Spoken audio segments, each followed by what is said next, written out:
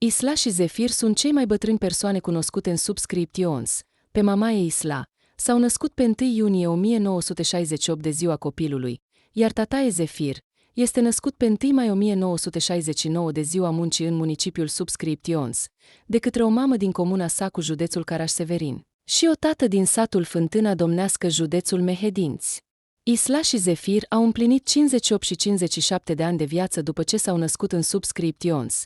Erau persoane liniștite decât persoanele cu un secol de viață mai mare decât ei. Isla Prenesite Emine este născută la Subscriptions în 1 iunie 1968, la Spitalul Nocrici din Subscriptions, la ora 6 dimineața, iar a crescut în localitatea Subscriptionseană Ide în 1970.